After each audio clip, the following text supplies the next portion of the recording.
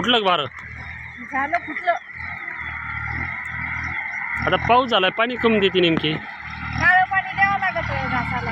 हा, काळं पाणी द्यावं लागत घासाला. मुशी ते जाती.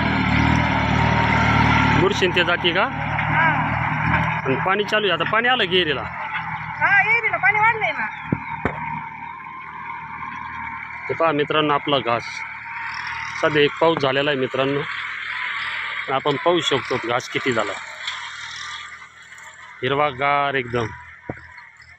परंतु एक पाऊस झाल्याच्या नंतर आपल्या जुन्या लोकांची म्हण आहे, आता आम्ही तर नवीन शेतकरी आहेत, पण जुन्या लोकांची म्हण आहे का एक काळं पाणी द्यायला पाहिजे. तर आपण एक काळं पाणी देतोय. आता मोटर चालू केलेली आहे. पहा आता एवढं पाणी नाही राहिलं, सध्या पाणी संपत आलं आहे. आता फवारून घ्यावं लागते. आणि आता पाणी दिलं, तिसरा पारा घेऊ फवारून 5 वाजता. फवारा लागणार याच्यात का? हे बघा ना, पानं किती कोकाडल्यावर झाले तर. हा, हे पहा मित्रांनो, त्याला फुलं भरपूर आलीत, पण कोकडल्यावानी झाल्यात. त्याला एक बुरशीनाशक आणि कीटकनाशक मारून घ्यावं लागणार आहे ना रे? मग भारी होत्या. भारी होत्या ना? हा, वर्षभर मग आपल्याला टेन्शनच नाही. म्हणजे वर्षभर टिकायच्यात का मिरच्या? मग अरे वा, जाम माहिती झाली तुला तर. हा, घरचं भागलंय आतापर्यंत एवढ्या उन्हाळ्यात.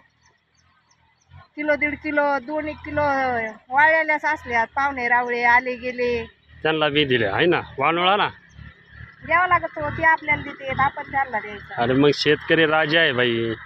हां, शेतकरी राजा असल्यावर देवाणघेवाण ही शेतकरी करीतच असतो, कारण शेतकरी एवढा विचार नाही करीत. बरोबर आहे ना? मग पाणी देतं देतच गवत काढते का? हा, मग आता पाऊस येतो जातो, वाढत ना. हे बघा. हा, पाण्याचं चांगलं निघत आहे ना. हा, वल्ल्यात खडून निघत. असं फुटून येतं वल्ल्यात. पाणी चालू आहे.